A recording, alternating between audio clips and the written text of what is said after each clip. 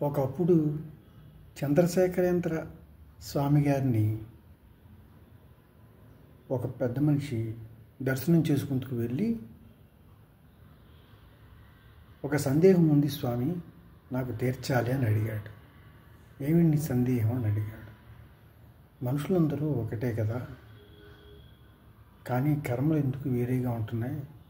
ఎందుకు ఇలాగా లేనివాళ్ళు ఉన్నవాళ్ళు తయారవుతున్నారు? ఇది మానవ తప్పిదం కదా, భగవంతుడు ఇట్లా సృష్టిస్తున్నాడు ఏమిటి అని అడిగాడు.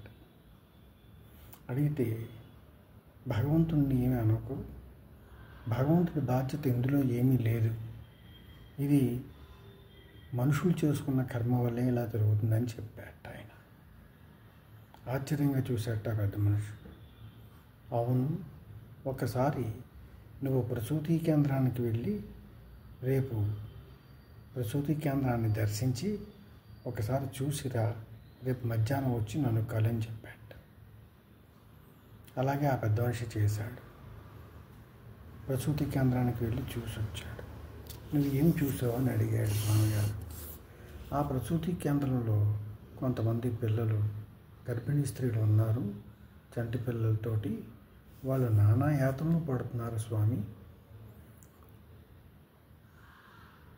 గాలి లేదు, వెలుతురు లేదు, ఏ సౌకర్యము లేదు, దోమలు కొడుతున్నాయి, చాలా బాధలు పడుతున్నారు అని చెప్పాడు. మరి పెద్ద పెద్ద హాస్పిటల్స్లో పురుడు పూసుకునేవాళ్ళు, వాళ్ళ పిల్లలు ఎలా ఉన్నారు అని అడిగాడు స్వామి గారు. వాళ్ళకే స్వామి చక్కగా ఏసీ రూముల్లో ఫ్యాన్ల కింద చక్కగా పెరుగుతున్నారు, పోషింపబడుతున్నారని చెప్పాడు. చూసావా మరి కర్మకి ఎంత తేడా ఉందో. వాళ్ళు పిల్లలు ఈ గర్భంలో వెతుక్కుని వచ్చి పుడతారు. తల్లిదండ్రులను వెతుక్కుంటూ ఆ జీవుడు వస్తాడు, రుణానుబంధ రీత్యా ఆ తల్లి గర్భంలో ప్రవేశిస్తాడు.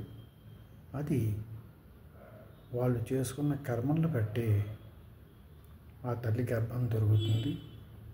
అంచేత నువ్వు చేసుకున్న పాప కర్మల వలన ఇటువంటి పరిస్థితుల్లో పేదరికంలో పుడుతూ ఉంటారు. పుణ్యఫలం వలన కలిగిన ఇంట్లో పుడుతూ ఉంటారు. అంత తేడా ఉందని చెప్పాడు.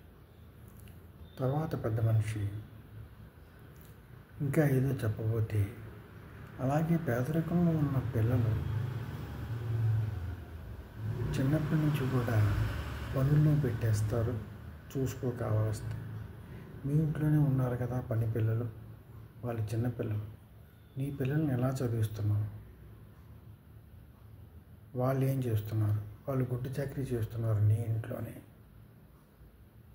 నీ పిల్లలకి వాళ్ళకి తేడా ఏమిటో తెలుసా?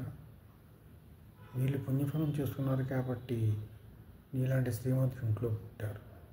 నీ పని పిల్లలు కర్మ ఫలితం ద్వారా, పాప ఫలితం ద్వారా పని పిల్లల కింద పుట్టారు. అది గ్రహించుకో. ఇది మనం చేసుకున్న కర్మలను బట్టి ఉంటుంది, కానీ భగవంతుడు నిర్ణయించడం. మనం చేసుకున్న కర్మల వల్లనే మన జన్మలు వస్తాయి. ఈ జన్మలో పుణ్యఫలం చేసుకుంటే మరు జన్మలో మంచి జన్మ వస్తుంది. గ్రహించుకో అని చెప్పారు. అర్థమైంది స్వామి అని నమస్కారం చేసి వెళ్ళిపోయాడు.